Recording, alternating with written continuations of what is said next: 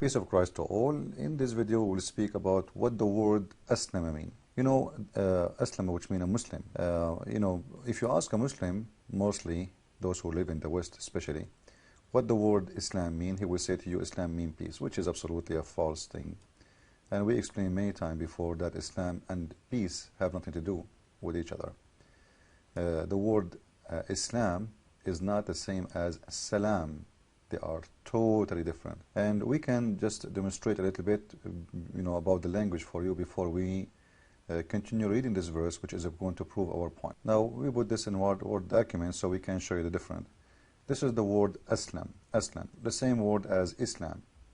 Now Aslam is a verb in the past tense, which means he became one of those who do surrender, put down their weapon. This is what the word Aslam means. Salam is the opposite. Salam simply is somebody, he is, it's not a person, about a person anyway. It's about a state of things around you, which is peace. Aslam is you doing an action, and that action is you put down your weapon, which means you lost, and the enemy, he won. It is totally the opposite. You became captured, you became a captive, you became a slave. This is why the Muslims, they consider themselves the slaves of Allah. Why? Because they surrender themselves to Allah. Islam as a religion forbid even Muslims from greeting you with peace. The Prophet of Islam, he said, you can go to chapter 9 verse 28. Actually, I can show it to you. He forbid them from using the word peace when they greet others unless they are Muslims. This is why you might see Muslims, if they enter a chat room or a place, they say to the American, the non-Muslim, they say to him, hello, because he's allowed to say that. Hello means nothing. It doesn't mean I'm not going to kill you. But he cannot say to you peace. Now, if we go to Ibn Kathir and read chapter 28, chapter 9, verse number 28, you will see how much Islam is preaching hate against the Christians and the Jews specifically. The Muslims, first they try to say to you that the jizya is just a tax. But have you ever heard about somebody who's paying tax with humiliation, as the verse is saying? وَهُمْ صَاغِرُونَ. صَاغِرُون means subdued and little and humiliated. How come the Muslims don't do that? The Muslims, they don't pay jizya, and they are not going to be humiliated, and they will not be subdued or little. So the Muslims try to always manipulate things and try to make it look better. And the Quran at the same time is a book of racism, because call everyone that a Muslim is dirty. This is why in the same chapter we see that the Quran saying that non-Muslims are dirty and they are not allowed, they are, in here they are using impure. But the fact, if you read with me in here clearly, it says to expel the idolaters who are filthy in the religious sense. So you are filthy, in the religious sense. By the way, this is in our English translation trying to make it look nicer.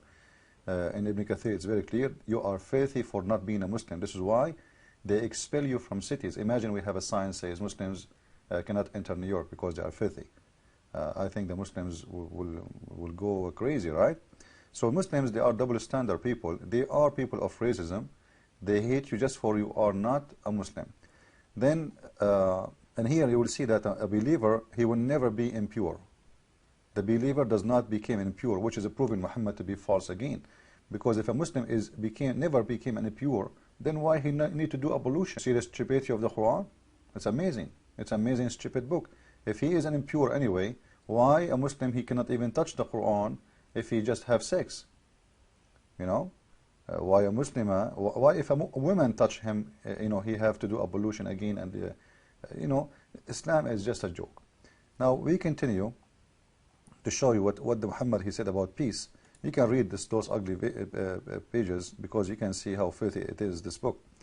When the Muslim says to you that we Muslims been ordered to fight because we are fighting those who fight us, the word is very clear, and they fool only the one who decides to fool himself. Read with me, this is not my own words. To order to fight the people of the scriptures until they give the jizya, not until they stop fighting them, not until they stop hurting the Muslims, because specifically the Christians never hurt Muhammad. Never. Actually, they gave him shelter.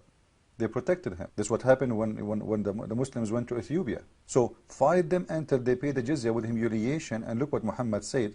Like in here, if you read this verse, fight against those who believe not in Allah. So why, who fight who? Not everybody, except those but those who believe not in Allah. The Muslim, they say to you, oh, we fight those who fight us. It's a lie. If we continue, and it says like, those who don't believe in Allah and don't forbid what is forbidden by Allah and what is forbidden by the messenger, which means they are not a Muslim. And those who do not believe in the book of truth or the religion of truth, from those who called themselves the people of the book, or Allah, he called them people of the book, which means Christians and Jews. So religion of truth in Islam is Islam. You don't believe in it, Muslims have the right to fight you. The propaganda of we fight only who fight us, etc., is an absolutely filthy lie.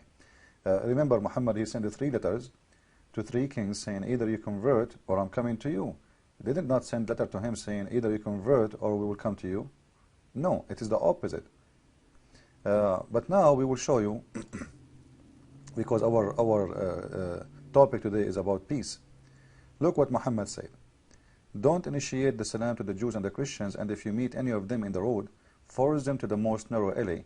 In old days, the narrow alley is simply an open sewage line in the street where dirty water runs. So if a Christian or a Jew walking by and a Muslim walking by, he will force the Christian and the Jew to go in the sewage line, and he is not allowed to say salam. You see it?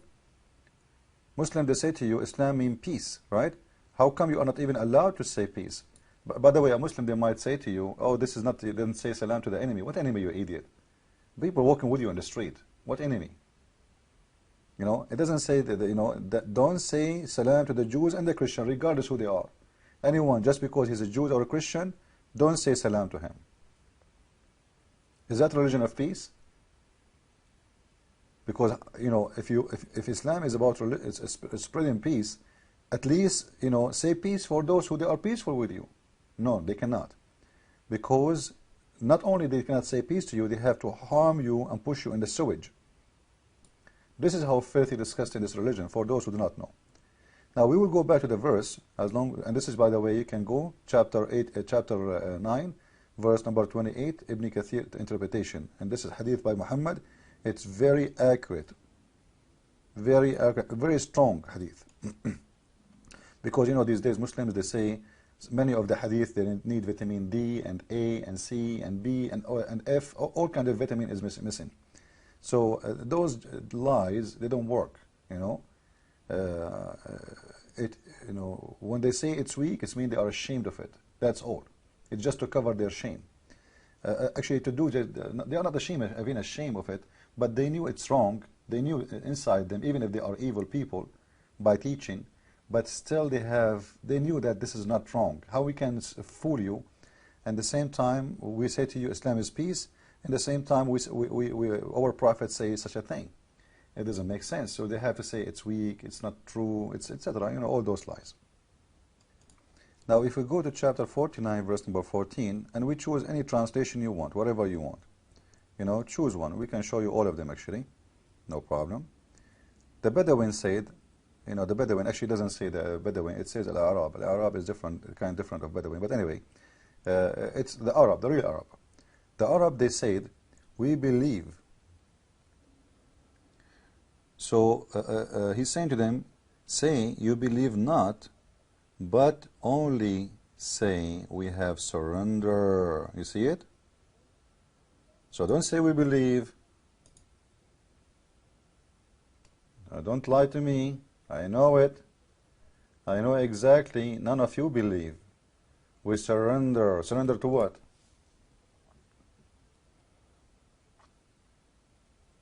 Surrender in Islam, they put it between 2 brackets, which means surrender to Islam. Islam itself means surrender. Surrender to Muhammad. But now the question, why they surrender? Why those people became Muslims if they are not people who believe? It doesn't make sense, correct?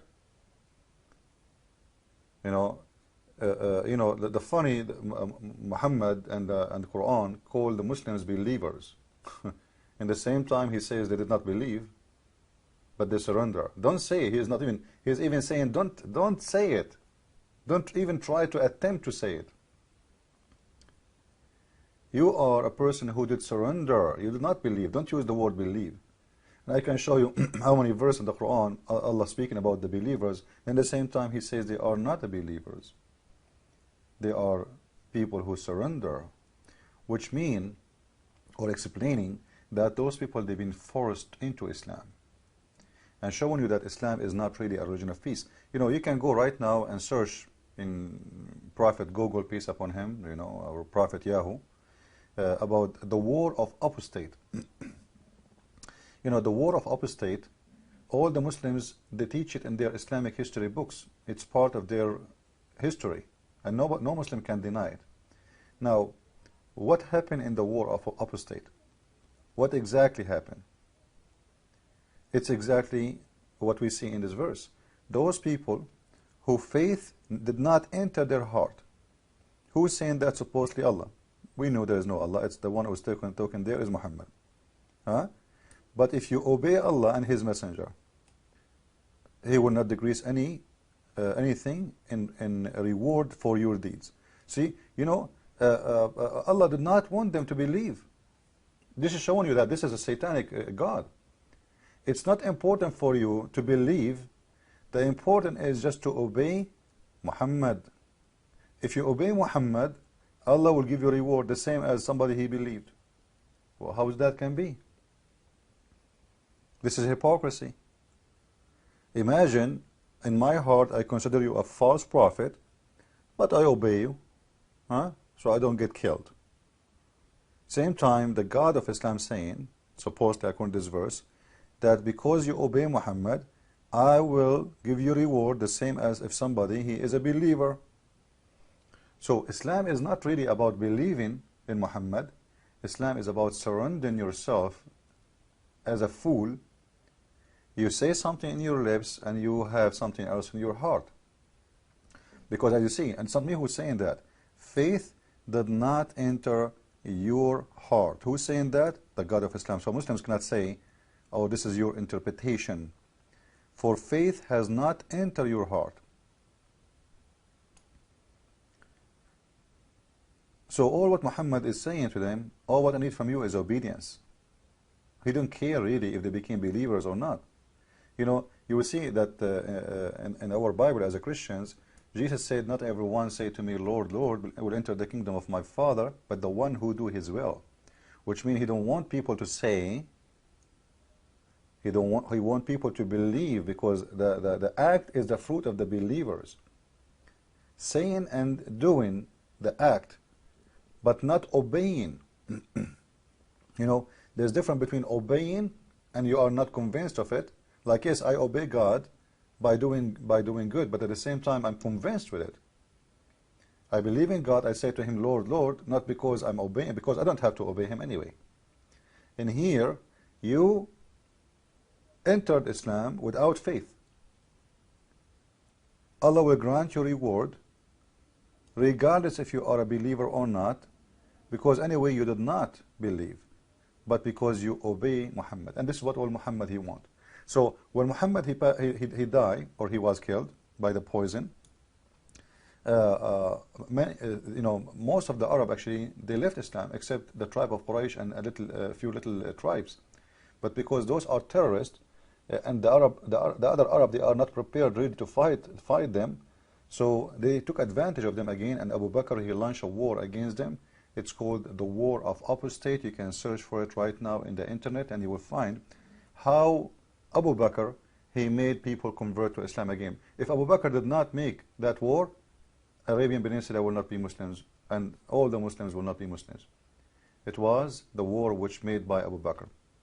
So Islam is based on war, even when they get them back. And you can search, right, you know, like just search for a war of apostasy, and you will see tons of websites speaking about that. So Islam, as a summary for this, Islam as a word does not mean peace, and Islam as a word does not mean even believing. Islam as a word means you put down your weapon and you became a puppy of Muhammad. You obey this gang man, this mafia man, so he will not kill you. You obey him, he don't care. If you believe, you don't believe, who care? Just obey him and you are fine. Christ is Lord. Islam made by a filthy man for the filthy one. See you soon.